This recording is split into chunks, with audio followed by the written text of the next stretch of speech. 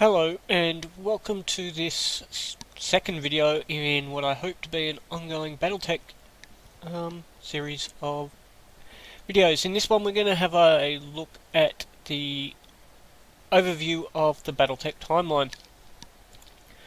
I'm going to get the legal stuff out of the way just straight off the bat here. Battletech and all related materials is copyright of the Tops company. I'm not intending to breach copyright or anything like that. This is a fan primer, etc., to show off the history of Battletech and some of the great stuff that happens in it. So, Battletech is divided into a number of eras of play across a time scale that starts in 2100 and ends at the time of this presentation at 3130 to 3150. It varies a little bit there.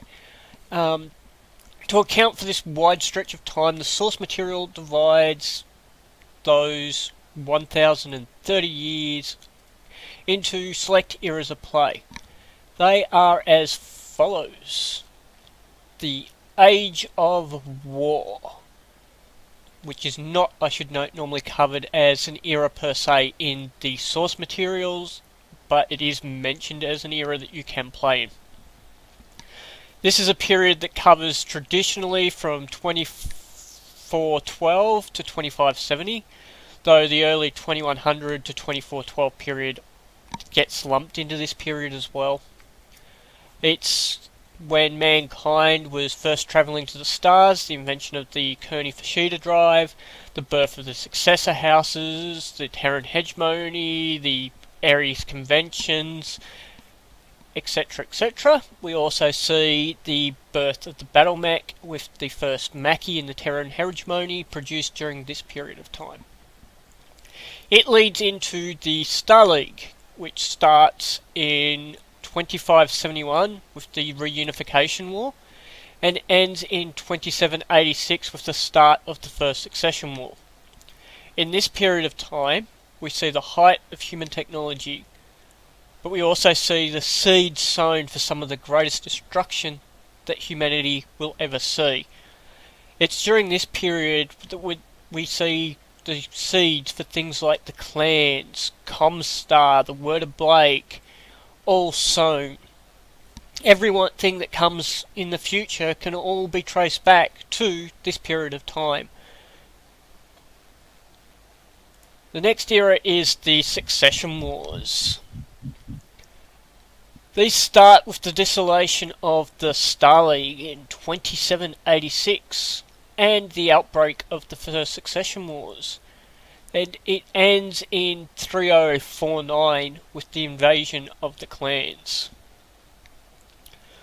During this period we see 4 great wars fought in the Inner Sphere. We also see at the very start the exodus of the Star League Defence Force, and of course the birth of the clans in clan space. At the start of that block of time, about 2786, we see the First Succession War and the Second Succession War shortly after it. In these two wars we see humanity use weapons of mass destruction on a scale never before seen in history, not even during the Age of War.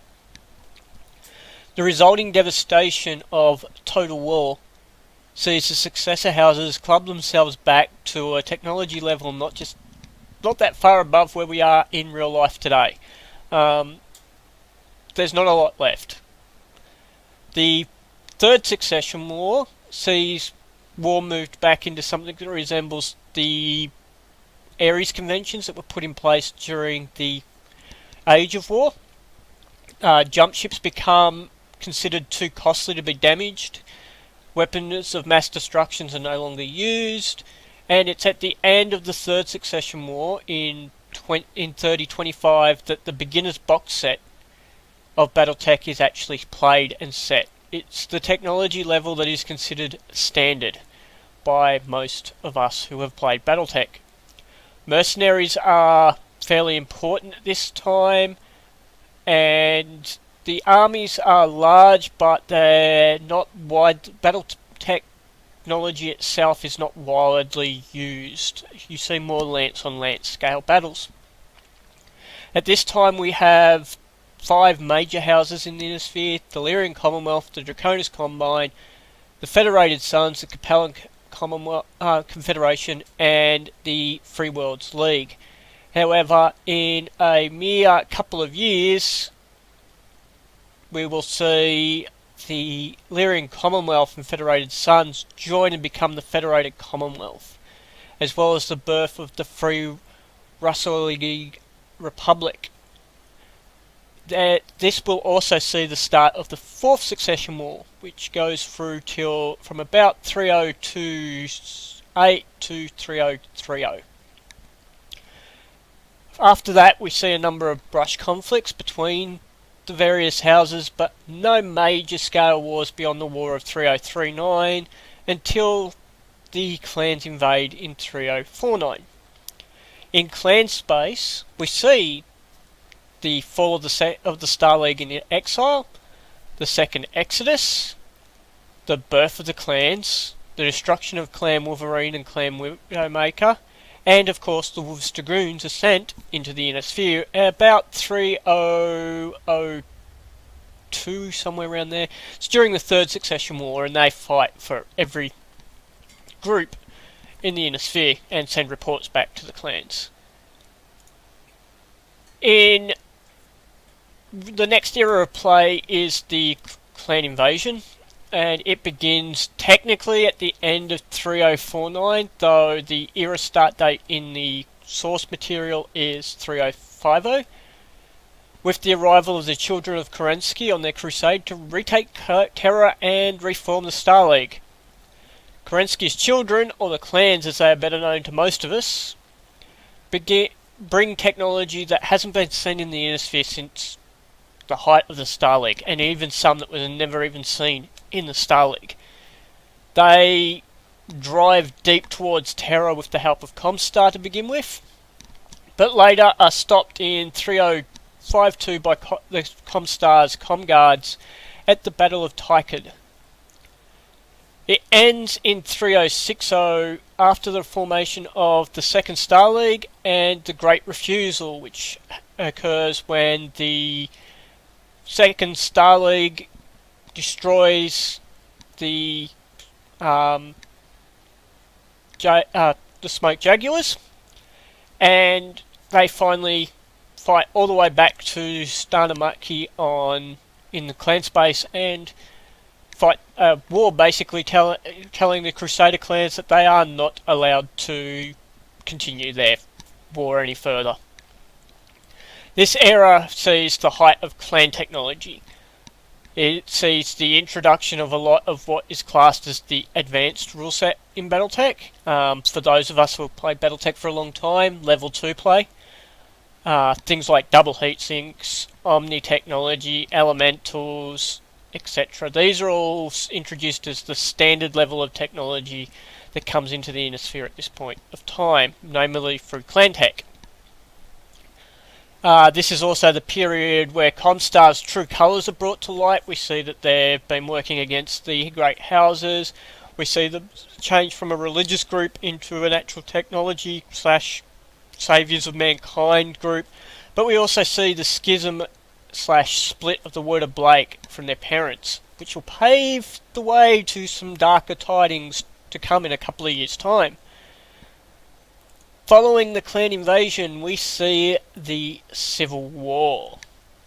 The Civil War events actually start technically during the clan invasion period, but the point in time in the source material that is classed as the start of the Civil War period is at the time of the novel Flashpoint on Cathil, when Steiner and Davion forces come to heads and start attacking each other. We see during this period events that have been simmering since 3025 with the death of Hans Davion come to head. We see Catherine Steiner attempt to take over the throne from Victor. We see the final dissolution of the Federated Suns, Commonwealth back into the Federated Suns, and the Lyrian Commonwealth, or Alliance, depending on what you want to call it. We see the largest use of Battletech units since the Star League and the First Succession Wars occur. And it ends with the start of the Word of Blake Dryad. So it covers from about 3060 through to 3068. The next area of play is the Jihad, or Jihad, depending on where you're from. It starts in 3067 with the Second Whiting Conference, which collapses and the fall of the Second Star League. And, of course, the Word of Blake having their temper tantrum and throwing a reign of terror across the inner sphere. In this, we see the introduction of the Monidami, Celestial Mechs, the first large-scale use of weapons of mass destruction since the First and Second Succession Wars, the near destruction of the Wolf Dragoons, and the destruction of several other major mercenary units, the falling out of mercenaries as the primary means for settling combat because they're considered a little unclean, the destruction and or dissolution of the Free Worlds League, the destruction of the Word of Blake, or is it? The formation of the Republic of the Sphere. And in clan space we see things like the War of the Reavings. They're a group of scientists amongst the clans form the society and try and overthrow clan society as a whole. And from this, the War of Reavings start. We see, and that sees the destruction of a number of clans, including Blood Spirit, Goliaths, Scorpion, Ice Helens, and a number of others, as well as the clans that are in the inner sphere kicked out and told that they're not allowed to return. This era ends with the formation of the Republic of the Sphere in 3081 and leads into the Republic era, or the Dark Age. It obviously starts with the formation of the Republic of the Sphere. Covers up to about 3150 at the moment, or 3130, depending on whereabouts in the books you want to go to. It sees technology grow again, especially on the civil level. Battle mechs become a little rarer, but not quite as to the same level as 3025. We see the loss of communication on Grey Monday, which sees a resumption of war, and again it's a total war as communications blanked out and people vie to do what they want. We see Fortress Republic declared, where the Republic pulls back all the way into just a single prefecture.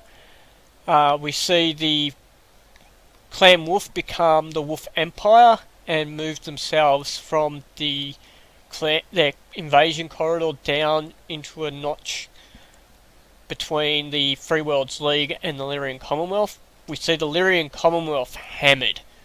I mean hammered. They get pounded by the Jade Falcons, they get pounded by the Wolves, all because of some very bad political choices.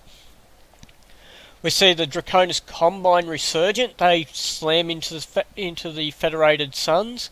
We see the Capellan Confederation reborn. They actually take parts of land that they've not had in generations. And of course we see the reclamation and reformation of the Free Worlds League. These are the eras of play within Battletech.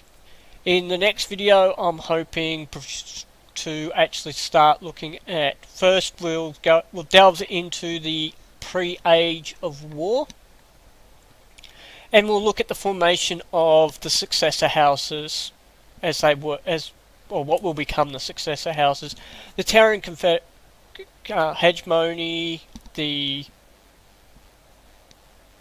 alliance, and the events that lead up to the Age of War itself, and then of course the formation of the Star League.